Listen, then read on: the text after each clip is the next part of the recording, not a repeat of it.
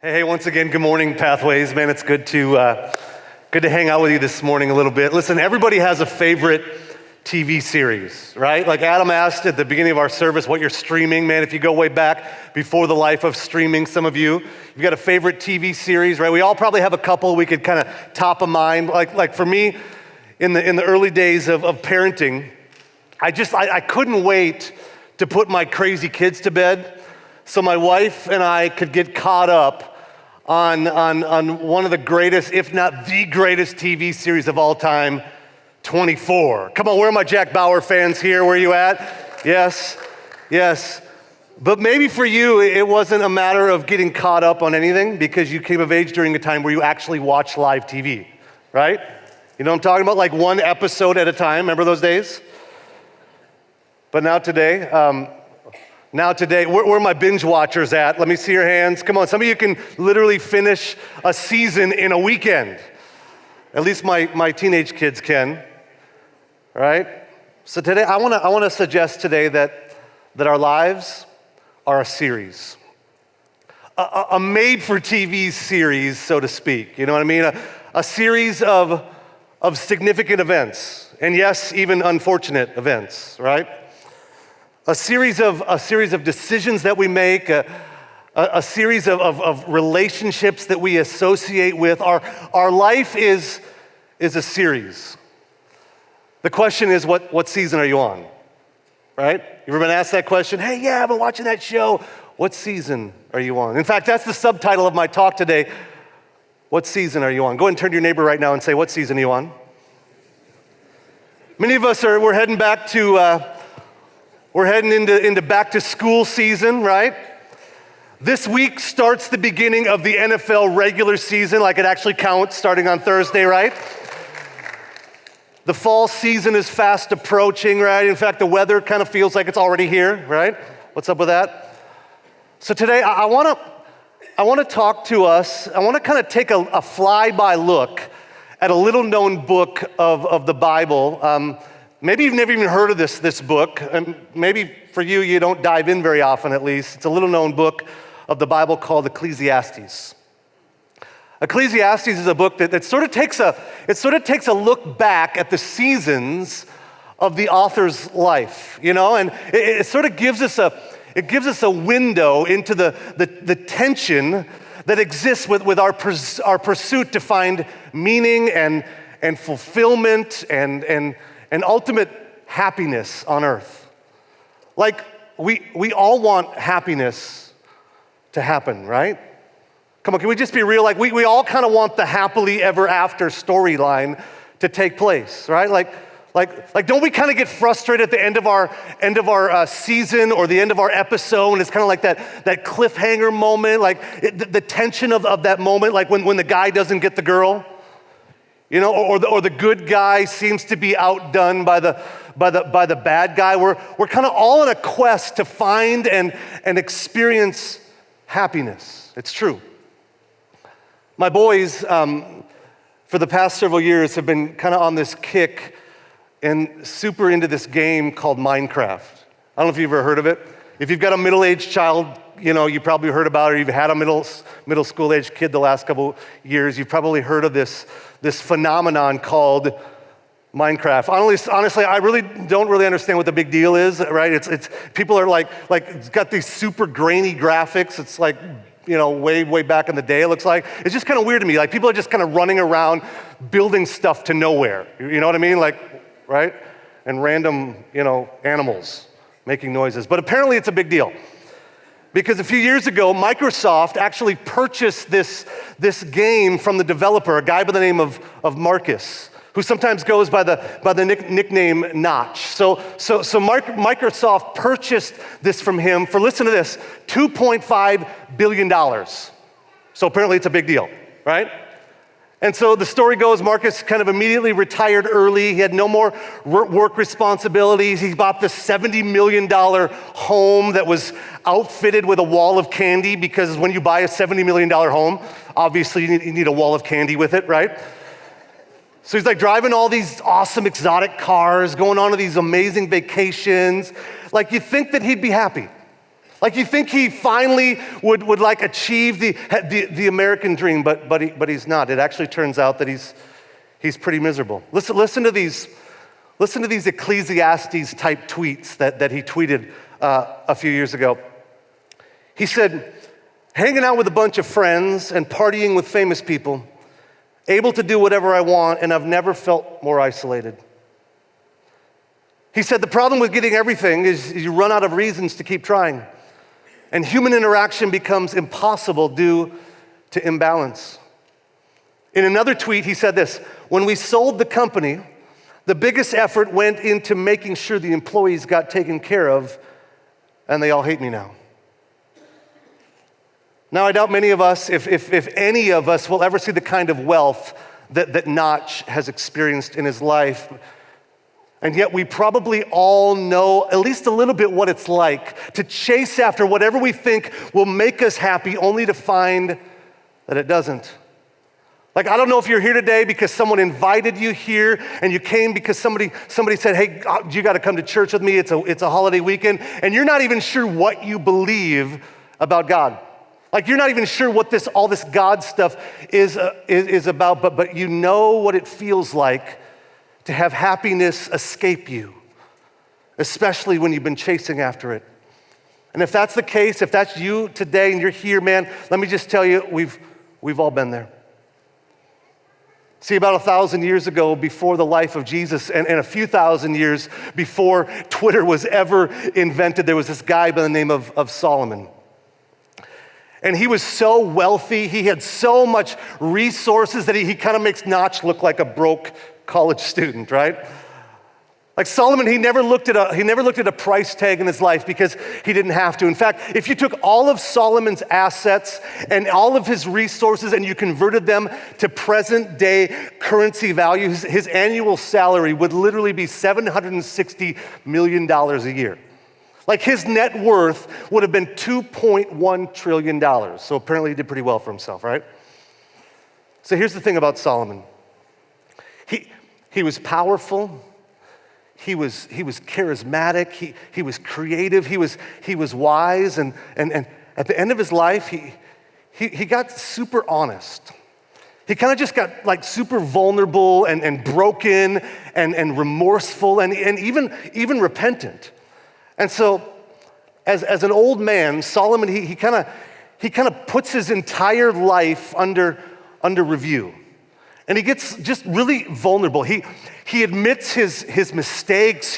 As an old man, he admits his meanderings and kind of his misguided attempts to pursue happiness. He basically says to all of us, listen, I had it all like several times over, and happiness just sort of somehow kept escaping me or eluding me. So Solomon kind of puts all of his thoughts, all of his journey, his entire series and the storyline of his life, he just kind of puts it all into this journal, so to speak, that we call the book of Ecclesiastes. It's found in the Old Testament. In fact, there are two other books in the Old Testament that talk about Solomon's life, 1 Kings and Song of Songs. And these books, they kind of tell us about the younger guy, Solomon, his younger days. They talk to us about the time when Solomon really loved God and he asked for wisdom over things, and he was like a one-woman man. But as the case with so many of us, something changed during the mid-season of Solomon's life. Things sort of kind of went off the rails. And unfortunately, man, that story is all true common today. You know what I mean? Like, just because Solomon had been given wisdom more than anybody else, man, it doesn't necessarily mean that he applied that wisdom to the daily decisions in his life. In fact, much of the time he didn't. Like, he made a mess of things. If you read about it, man, he messed up a lot. But here's the thing that we get from the series of Solomon's life. God's grace was big enough to cover it.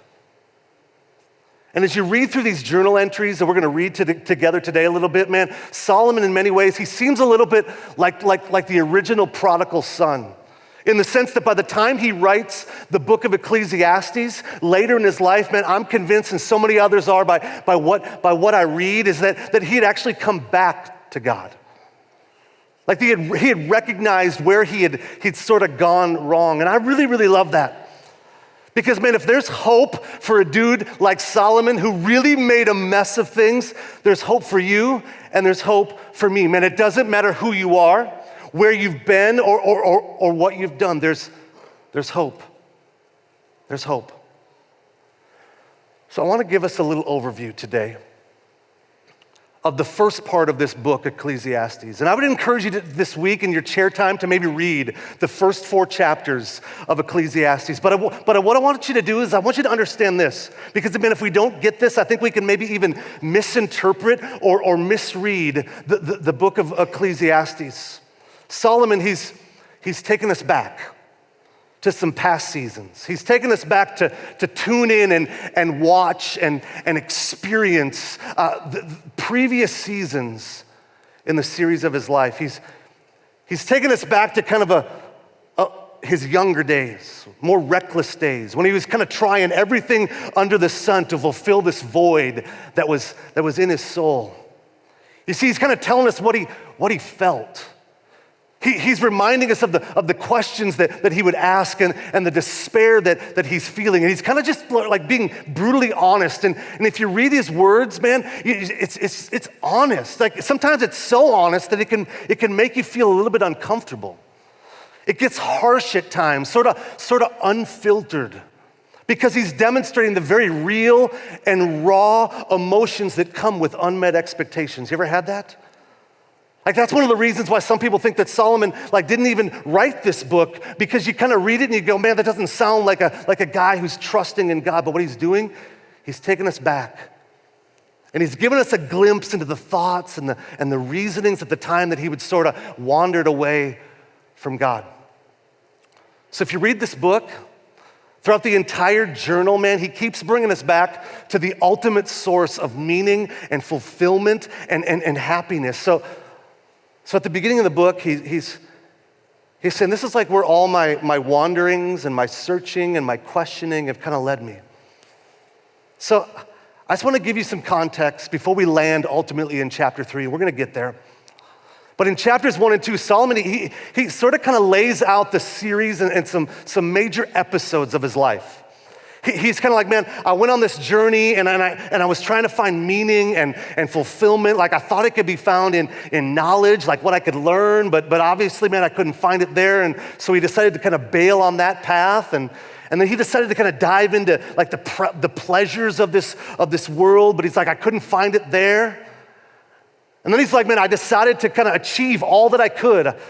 I became a workaholic, right? And he's like, I tried to advance in my career, and all of that, he said, is like kind of just chasing the wind.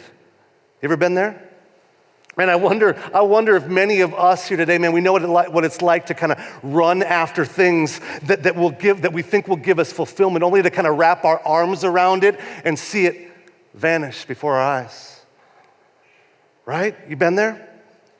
In fact, the word Solomon uses like 39 times throughout the book of Ecclesiastes is this word called meaningless. In the original Hebrew, it just means empty. It means vanity. It's like a deep dissatisfaction with life. So at the beginning of chapter 3 of Ecclesiastes, I'd love for you to open to that book today, and otherwise it's going to be on the screen, because I want to see, because Solomon, he sort of begins to he addresses an issue that sort of threatens our happiness here on earth. Right? Like, have you ever had a season in your life when maybe things seem to be going really well? Like maybe you got a great relationship, you got a great marriage, you've got great healthy kids. You got a pretty good job, you're loving the house that you live in, but you wake up one day and you're like, why are we not happy? Right? Like I got all these reasons to be happy, but you're like, why am I not happy in this season? Maybe you're just kind of like sick of this season. Solomon, he gives us a glimpse into the tension of this storyline and the series of our life. Can we read it together? Listen to what he writes in chapter 3 of Ecclesiastes, starting in verse 1. He says, for everything there is a season, a time for every activity under heaven, A time to be born and a time to die, a time to plant and a time to harvest, a time to kill and a time to heal. A time to tear down and a time to build up, a time to cry and a time to laugh, a time to grieve and a time to dance. A time to scatter stones and a time to gather stones, a time to embrace and a time to turn away. A time to search and a time to quit searching, a time to keep and a time to throw away, a time to tear and a time to mend, a time to be quiet and a time to speak, a time to love and a time to hate, a time for war and a time for peace. So long before the Byrds ever wrote a song in the 1960s, and some of you have no idea what I'm talking about. Some of you do. That's okay. Solomon, he writes these profound words. You see, I want you to realize today it's more than a song. It's more than a song. It's more than a cute little nice poem. What's he doing here? You know what I think he's doing? I think he's actually describing through these terms the sweep of human emotion. He's describing the sweep of human experience. He's describing this made-for-TV series we call life that we live in every single day. Like there are 14 phrases in those verses that are sort of clustered together, and both halves have these phrases that tell us something about life, right? Like you might kind of think about it like bookends, right? Like two different extremes. Like he says, we're all born, and then all inevitably we die. Like we all know what it's like to cry, and we all know what it's like to laugh. We all grieve, we all dance, we all have a relationship that begins, and we know how that feels, but many of us, we also know what it's like to say goodbye to a relationship. We acquire things only to one day have to let them go, right? He's covering kind of the whole series of life, the series of episodes and events, the storyline, the seasons of our lives. Now, if you're like me, I read through these verses this last week, and my immediate deal was to sort of kind of want to like read it like a menu that I could sort of order off of, right? Like give me a ginormous piece of building up and, laughing and dancing and, right? I'll take a big old slab of harvest and healing, Like I'll take some of that embracing and mending and love on the side. But that whole death deal, while you're at it, just go ahead and hold the death, hold the killing, the tearing down, hold the grieving and reject. No thanks on the war and the hate. And by the way, God, why are these things even on the menu? You know what I mean? Like, God, why would you even allow these things to happen? I think it's a really good question, Solomon's going to get to that in a moment, but here's the thing. This list, it doesn't really read so much like a menu as much as it reads like he even used that word, a season of life. Like just like nature has seasons, our life has seasons. In fact, if you think about those 14 phrases, you can even think about it a little bit like ingredients or seasoning. Like all these things is kind of like seasoning to life. Like if you're cooking in the kitchen something, and you have all these ingredients laid out on the table, seasoning. Some of you are cookers, I'm really not. But if you ever miss something and you're like, go ahead and take a taste of what you just made, and you're like, oh, that's missing something, right? And then you're like, you go and you try to find the different seasonings, and you're like, oh, yeah, there it is. Now, I would probably never ever take a handful of that seasoning and just kind of pop it in my mouth quickly and be like, oh yeah, I didn't know. But mixed all together with the rest of the ingredients and the rest of the seasoning, it gives it a fuller taste, doesn't it? Come on, what makes laughter so great is when you've tasted what it feels like to grieve. You know what I mean? It's the seasoning of life. But see, it's even more than that. Man, as much as I hate to admit it, but when looking back at the across the past episodes and the seasons of my life, man, it hasn't been the most wonderful episodes. It hasn't been the most happily ever after episodes in my life that have caused me to grow and mature the most. It's actually been the most painful times of trial and difficulty that have actually caused me to grow, right? It's like when we're cut from the team at school, right? Or denied the opportunity at work, or confronted in love, or rejected by a friend, or we're told that we didn't have what it takes. Like each and every time these episodes in the series of our life present us with a choice, don't they? These episodes in our life, man, they can push us towards something. To say, man, I want to be a part of a greater story. Like I want to appreciate what it is that I've been given. I want to take this opportunity that's presented me, and I want to grow and mature.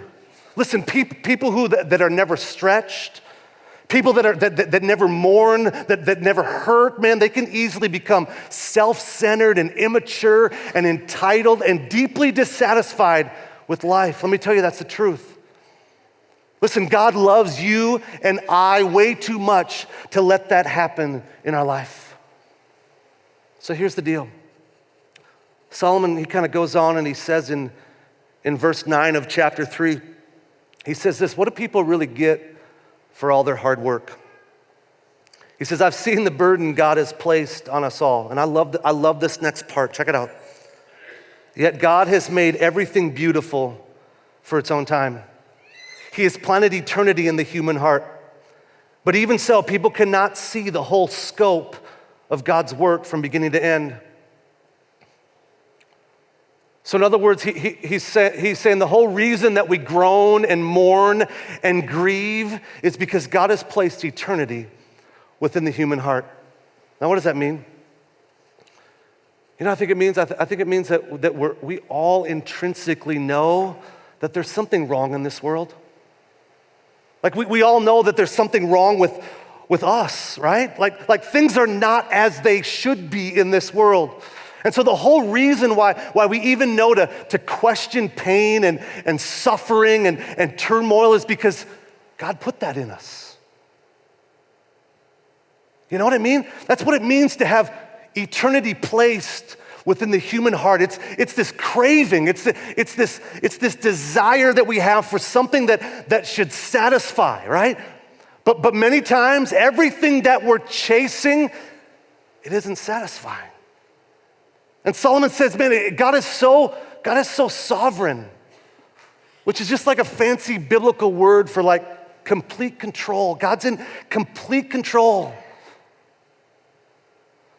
God's in control not even just of the good things in life, but he's in control of the harsh realities of this world as well. You see, God is infinite in his nature, you know? Like he sees all time at once. Like he knows when the next season is coming out. He knows what it's all about. Spoiler alert, hello, right? You and I, we're finite, which means we like see moment by moment, like one season at a time. Like it's impossible for us as humans to see all time at once. We see it in a storyline, right? In a series, season by season. God sees it all at once and he says, hey, I've got a perspective and I've got a scope that's so different than what you have. And he's like, trust me, I'm in complete control of everything that's going on in life. So much in control, man, that I can actually go back and I can undo the horrible things that have happened. John talks about that in Revelation. Some of you know it.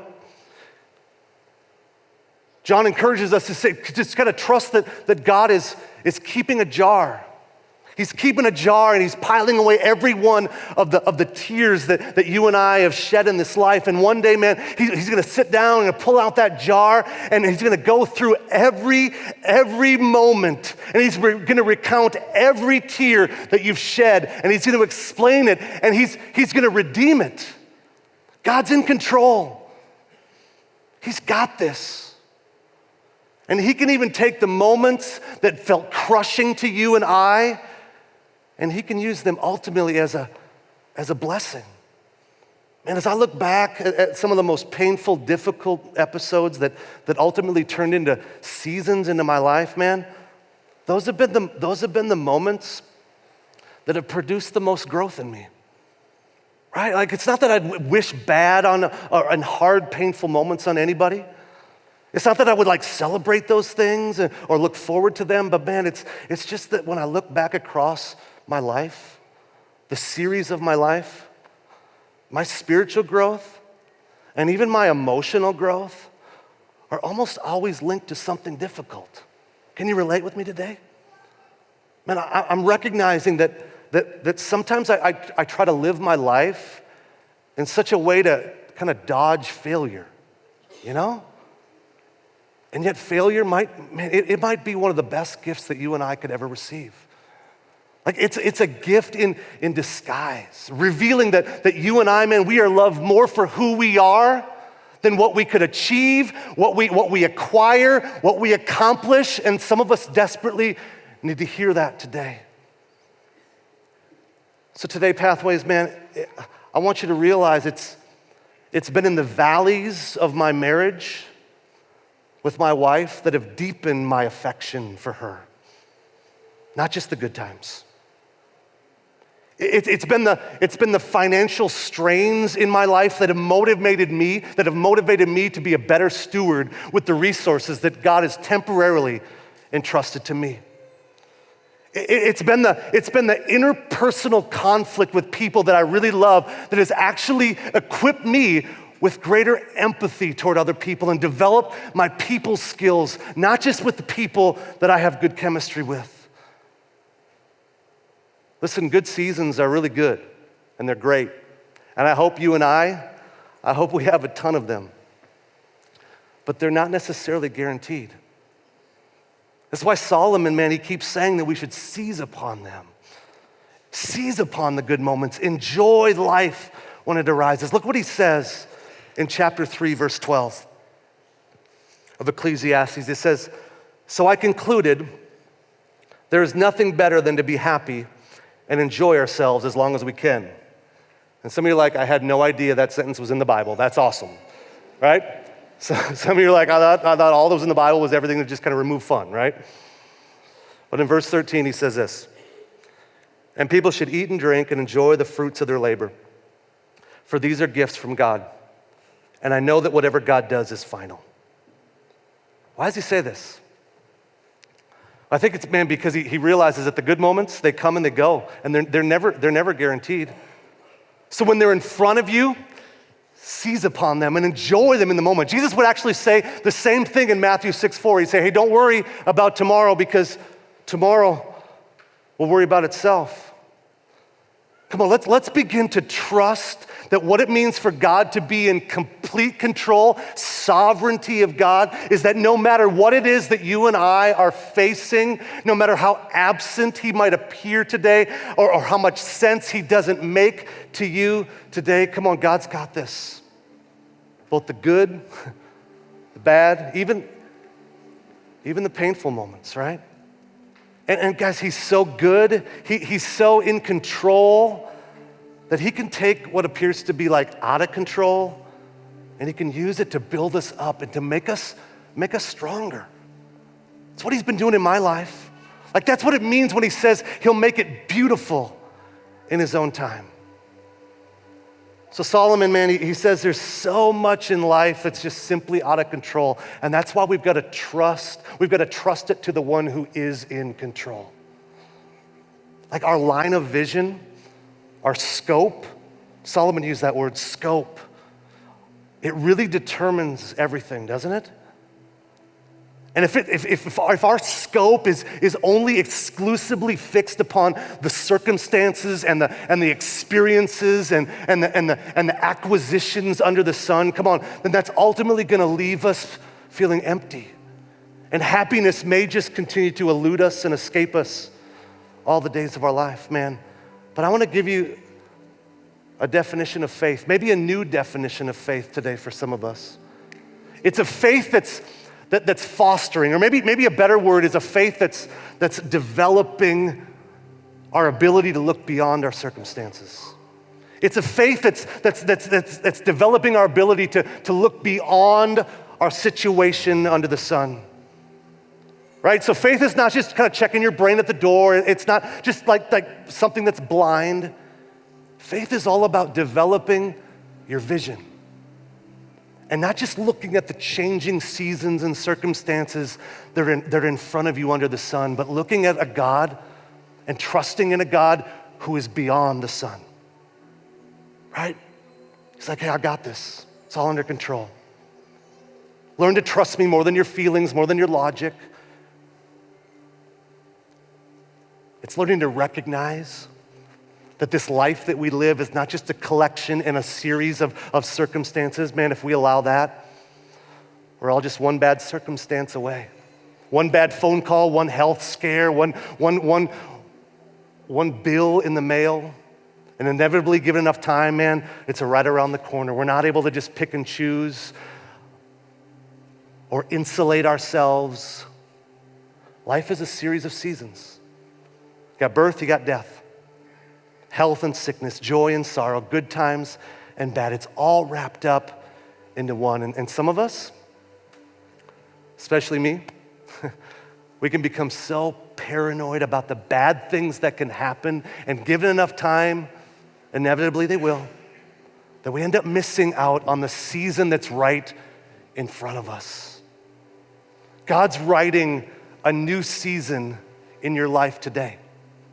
Listen, you may have showed up here for the first time or the first time in a long time, and today God wants to write a new season today. God's writing new seasons day after day, line after line, and now because of Jesus, the ultimate author of the storyline of our life, man, we can be confident to believe that what Paul wrote in the book of Philippians chapter 1 is true today. It's the truth. Can we read it together to close? Paul says, being confident of this, that he who began a good work in you will carry it on to completion until the day of Jesus Christ. Man, new seasons are being written in your life today. Can we stand together to close our time?